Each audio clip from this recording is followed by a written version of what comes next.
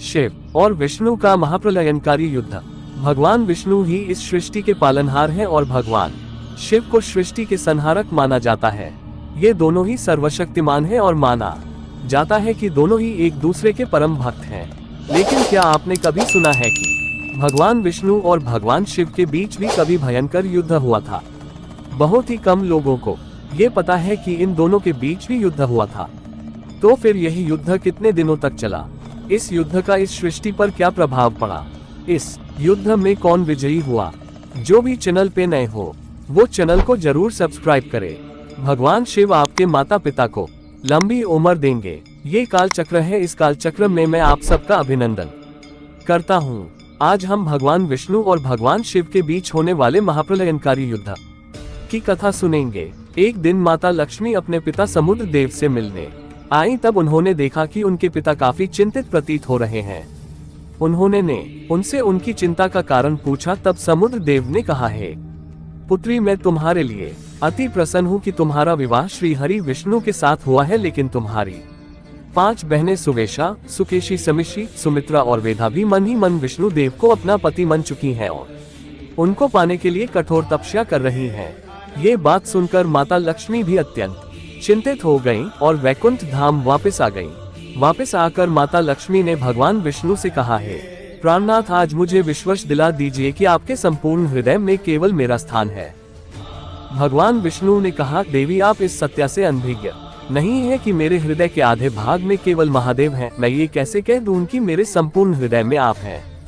इस पर देवी लक्ष्मी ने कहा, तो फिर शेष आधा भाग तो मेरे लिए होना चाहिए। भगवान विष्णु ने कहा, देवी, मैं जगत का पालनहार हूँ। शेष आधे भाग में मेरे अनेक भक्त जो मुझे प्रिय हैं, ये संसार जो मुझे प्रिय है, ये सब भी मेरे हृदय के आधे भाग में आपके साथ रहते हैं। देवी लक्ष्मी ने कहा, ये संसार मुझे भी प्रिय है स्वामी, किंतु मेरे हृदय में केवल आप हैं। मुझे आपका प्रेम संपूर्ण स्वरूप में ही चाहिए। यदि ये संभव नहीं है तो आप मुझे अपने हृदय से निकाल दीजिए। यहाँ दूसरी तरफ देवी लक्ष्मी की 5 बहनें तपस्या में सफल हुई और भगवान विष्णु ने पटल लोकाकर उन्हें दर्शन दिया और मनवांछित वरदान मांगने को कहा।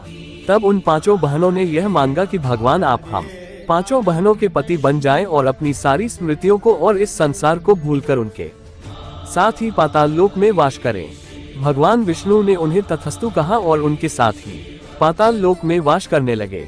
भगवान विष्णु के चले जाने से संसार का संतुलन बिगड़ने लगा। माता लक्ष्मी भी बहुत व्याकुल हो गईं और भगवान शिव के पास गईं। वह माता पार्वती ने उनसे कहा कि देवी, भगवान विष्णु तो जगत पालक हैं, आप उनसे ये आशा कैसे रख सकती हैं कि उनके संपूर्ण हृदय में केवल आपका ही स्थान हो?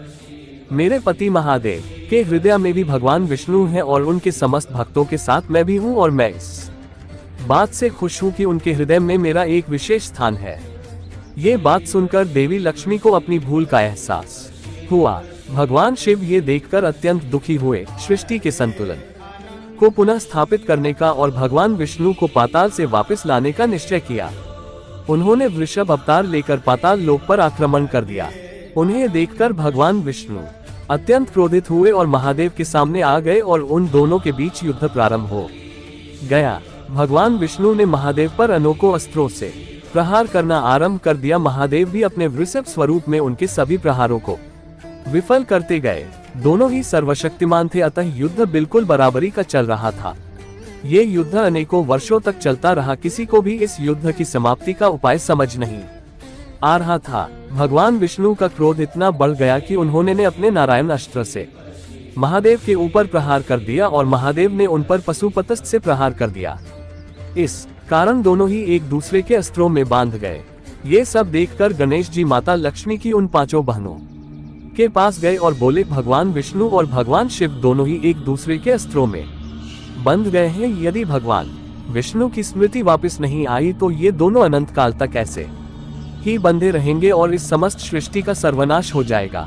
ये सुनकर वो 5 बहनें युद्ध क्षेत्र में आईं और भगवान शिव से बोली, भगवान विष्णु, हम हमारे सारे वचनों से आपको मुक्त करते हैं। उनके वचन से मुक्त होते ही भगवान विष्णु की सारी स्मृति वापस आ जाती है और फिर उन्होंने भगवान शिव को अपने अस्त्रों के बंधन से मुक्त कर दिया। भगवान शिव ने भी उन्हें मुक्त कर अपने साकार रूप में आ गए और फिर भगवान शिव और भगवान विष्णु को लेकर वैकुंठ धाम आ गए।